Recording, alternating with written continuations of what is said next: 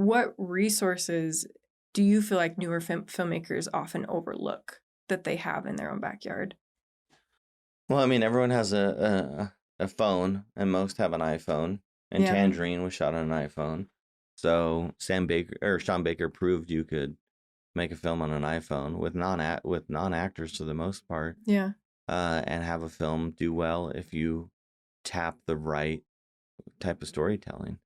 So we have that access there, and then if you're not living in a major city like LA, San Francisco, and New York, and those type of cities, you have more access to resources than you realize. You have people that may let you shoot in their restaurant or in their, store, because they don't have camera crews constantly coming in asking if they can shoot in their place.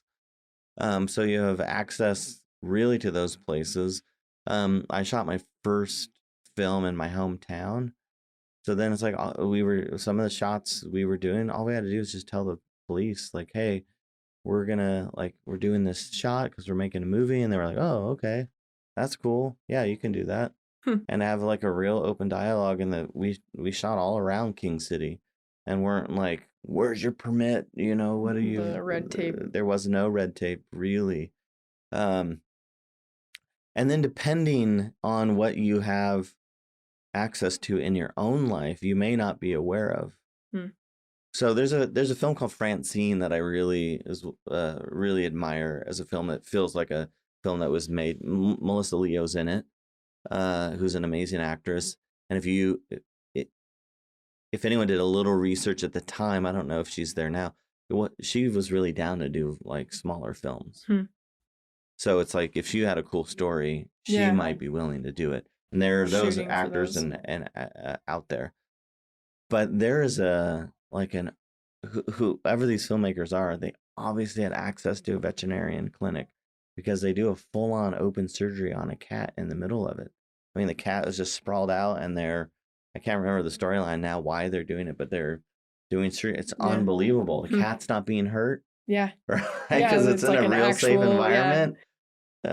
There's a real vet, playing the vet, but you're experiencing something that you would not experience anywhere else. Robert Mortavini has a film called Stop the Pounding Heart, which is also one of my favorite films. And there's it's a doc narrative hybrid film about, this religious family and the young girl who's figuring out, she has a crush on somebody, and it's about like having a crush with somebody outside of your faith. Very interesting.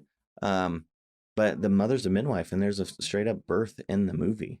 I mean, you watch a baby get born for real. Yeah. So whatever Roberto had access to, like being present in a room where a child actually came into the world and having that in your film, that's in his movies. So it is kind of important to think about, like, okay, what things do I have access to? I mean, I had a student that had access to a zip line. Her family owned a zip line company. I'm like, can you think of something that happens in like zip lining is unreal? Like that's an amazing. You have shots that maybe somebody else can't really get. You're also dealing in a community. Does your family own a restaurant? Can you tell a story that centers around a restaurant because you have access to and your production value goes like through the roof because you have all those things. So I think often we don't believe we have the resources because we want to tell a vampire story, and it's like, well, maybe don't tell the vampire story. Maybe tell the story that's like really grounded where you are, and then 5 films down the road you make the vampire movie. Yeah. It's really like, I think you have to be strategic as a filmmaker about your life plan, where you want to, like how you want to arrive eventually at the end point, and maybe not in the beginning. Yeah, starting with the end. Starting at the end in the beginning, but just starting at the beginning, but with the end in mind. Yeah, because I mean, if you do want to tell a vampire zombie story, maybe you do that. Maybe in time you eventually will.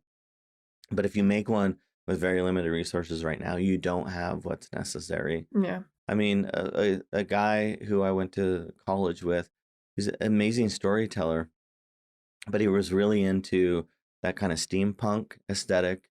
And he wanted to tell a steampunk story.